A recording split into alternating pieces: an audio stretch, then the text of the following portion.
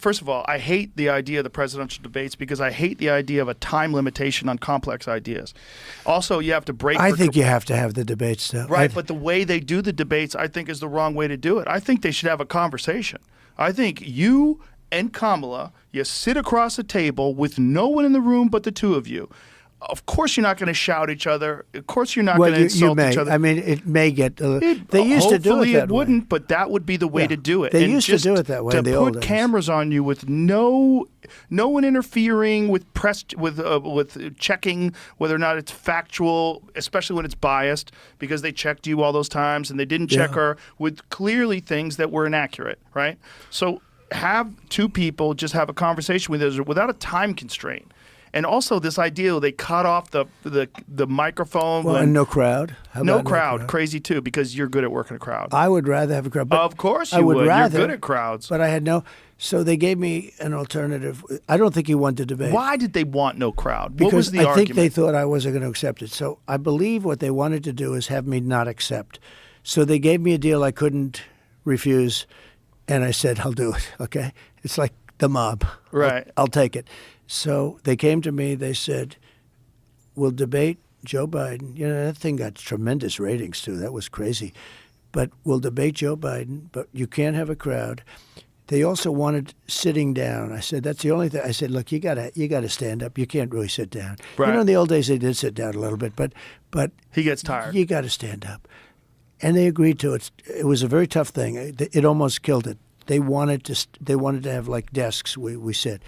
I said, I think we should stand up. And that was the only thing I asked for. I said, we got to stand up. I thought it looked bad for, like, the public. But they said no crowd and cut off the mic. And I said, I can live with it. I mean, I can live with it. And they thought I was going to reject it. And then they would say he didn't want to debate Sleepy Joe. Right.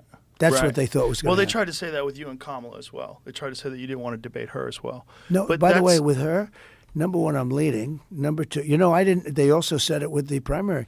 So I had like 10, 12 guys, right, in the primary. No stupid guys. I mean, you know, they're governors and they're senators. They're not stupid people. Some are stupid, but not all of them. And all my guys said, you have to be in the debate. I said, why? I'm leading by 74 points. The closest guy to me, I'm like 60 points, 70 points higher. Why would I stand there like an idiot for 2 hours and let every one of them scream at me, I'm going to be the focus? Why? Right. And I said, I'm not debating. And it was a very smart thing because, you know, they just killed themselves. The Republican primaries. Yeah, the Republican primaries. I like debating. I think you have to debate. But I like it has debating. to be fair. I like debating like the Rosie O'Donnell debate. I like debating when you have a crowd. Remember the Rosie O'Donnell? Yeah, it was very funny. Megan Crazy Kelly. thing, Megan. That was a hell of a question, man.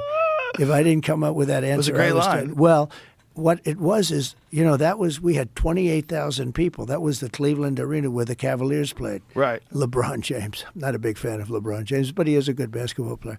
But, you know, that was and when I said that, the place went crazy.